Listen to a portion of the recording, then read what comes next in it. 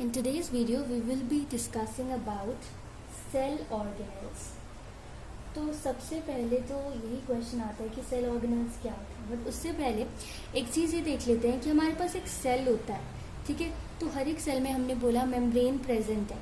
ये मेम्ब्रेन कर क्या रही है, या वॉल है, मेम्ब्रेन है, ये कर क्या रही है कि ये सेल के अंदर वाले कंटेंट्स को, मतलब इनर कंटेंट्स को क्या कर रही है, एक्सटर्नल जो एनवायरनमेंट है उससे सेपरेट कर रही है, राइट।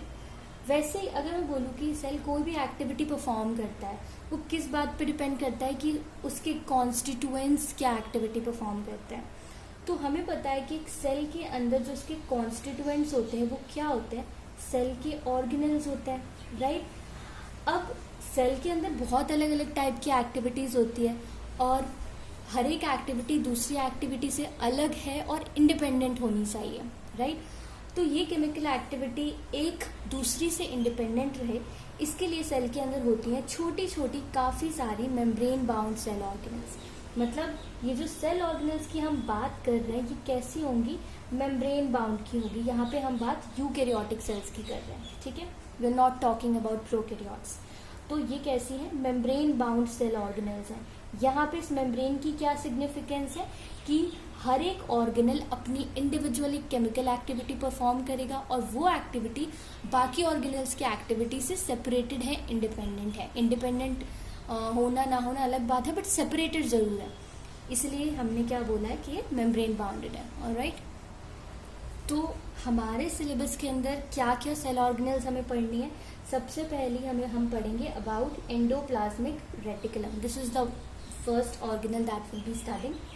इसके बाद नेक्स्ट ऑर्गेनल जो हम स्टडी करने वाले हैं वो होगा हमारे पास गोल्जी बॉडीज। इसके बाद हम माइटोकॉन्ड्रिया भी स्टडी करेंगे।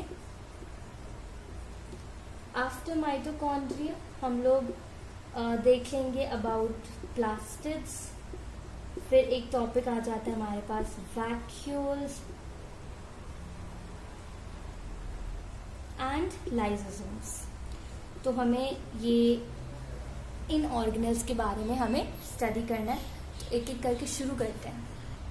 तो फर्स्ट इज एंडोप्लाज्मिक रेटिकुलम। तो एंडोप्लाज्मिक रेटिकुलम होता क्या है, ये होता है एक, इसको बोल सकते हो ये एक नेटवर्क होता है। ये एक ऐसा नेटवर्क होता है जो कि थ्रू आउट आपके सेल में स्प्रेड होता है, न्यूक्लियस के आसपास रहता है काफ़ी ज़्यादा और थ्रू आउट द सेल ये रहता है। तो ये किस चीज़ का नेटवर्क होता है, इसलिए कई टर्म्स यूज करते हैं, जैसे हम बोलते हैं it is a network of tubes. Tubes बोल देते हैं, क्या क्या बोल देते हैं, शीट्स का नेटवर्क है, या कई बार हम टर्म वेसिकल्स यूज कर देते हैं।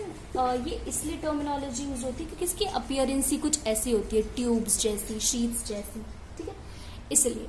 और ये सारे क्या होते हैं, obviously these are membrane bound. तो मेम्ब्रेन बाउंड वाला भी हम पॉइंट याद रखेंगे, these are membrane bound vesicles या membrane bound tubes which are spread throughout the cytoplasm of the cell, all right।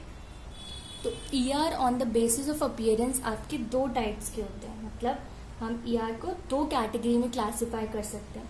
एक होता है हमारे पास स्मूथ एंडोप्लाज्मिक रेटिकुलम, दूसरा होता है हमारे पास रफ एंडोप्लाज्मिक रेटिकुलम। तो पहले इनका नाम ऐसा क्यों है, देखो रफ एंडोप्लाज्मिक रेटिकुलम में क्या होता है, जब हम इसको माइक्रोस्कोप के थ्रू देखते हैं ना तो इसका सरफेस हमें बहुत ही रफ लगता है। और रफ क्यों लगता है, बिकॉज इसके सरफेस में काफी सारे आपको राइबोसोम्स अटैच्ड दिखते हैं। So it has ribosomes attached to its surface because of which it appears to be rough and hence the name rough endoplasmic reticulum. तो हम बोल सकते हैं यहाँ पे राइबोसोम्स क्या है, प्रेजेंट है, राइट। और स्मूथ को स्मूथ क्यों बोला है, क्योंकि ऑब्वियसली माइक्रोस्कोप के अंदर जब आप इन्हें देखते हो तो इसका सरफेस स्मूथ दिखता है क्योंकि ये राइबोसोम्स इनमें एब्सेंट होते हैं। So I can say these ribosomes are absent, alright. उसके बाद अगर इन दोनों के फंक्शन की बात करें तो जो रफ एंडोप्लाज्मिक रेटिकुलम होता है ये फंक्शन परफॉर्म करता है प्रोटीन्स बनाने का, मतलब it helps in protein synthesis. ये प्रोटीन सिंथेसिस में अपना रोल प्ले करता है। और वो इसलिए कर पाता है क्योंकि इसके पास राइबोसोम्स अटैच होते हैं। तो राइबोसोम एक और सेल ऑर्गेनल होता है और ये मेम्ब्रेन बाउंड नहीं होता है, वैसे ये एक एक्सेप्शन भी समझ के याद कर सकते हैं, और ये प्रोटीन सिंथेसिस में काफी इंपॉर्टेंट रोल प्ले करता है। स्मूथ एंडोप्लाज्मिक रेटिकुलम हेल्प करता है इन सिंथेसिस ऑफ लिपिड्स, तो वी कैन से कि it helps in lipids synthesis. अब ये जो लिपिड्स और प्रोटीन्स ये एंडोप्लाज्मिक रेटिकुलम बना रहा है, इनके अलग अलग फंक्शन होते हैं। जैसे हमने पढ़ा हुआ था जो सेल मेम्ब्रेन होती है वो क्या होती है, वो एक बायोलिपिड लेयर होती है, उसके अंदर प्रोटीन्स प्रेजेंट होते हैं। तो वो लिपिड और प्रोटीन कहाँ से आता है, वो यहाँ से आता है। इसके अलावा हार्मोन्स और एंजाइम्स की कॉम्पोजिशन में भी लिपिड्स यूज होते हैं, प्रोटीन यूज होते हैं, तो वो भी यहीं से मिलते हैं। ठीक है। So in addition to lipid synthesis, smooth endoplasmic reticulum का एक और काम होता है और वो होता है डिटॉक्सिफिकेशन। तो ये बॉडी में डिटॉक्सिफिकेशन का भी काम करता है, राइट। तो ये पॉइंट भी याद रखेंगे, डिटॉक्सिफिकेशन वाला पॉइंट। ठीक। तो इसके अलावा एंडोप्लाज्मिक रेटिकुलम का और क्या फंक्शन होता है, क्योंकि हमने इसे बोला है कि एक नेटवर्क जैसा है ऑफ ट्यूब्स, शीट और वेसिकल्स, तो ये ट्रांसपोर्टेशन में भी बहुत इंपॉर्टेंट रोल प्ले करता है। फॉर एग्जाम्पल प्रोटीन जो इसने बनाया है उसको ही ट्रांसपोर्ट कर सकता है अपने ट्यूब्स के थ्रू। ठीक है। साइटोप्लाज्म और न्यूक्लियस के बीच में भी ये ट्रांसपोर्टेशन करवाता है और सेल के एक पॉइंट से दूसरे पॉइंट में भी ये ट्रांसपोर्टेशन में रोल प्ले करता है। So these were all the basic things about endoplasmic reticulum which you need to remember.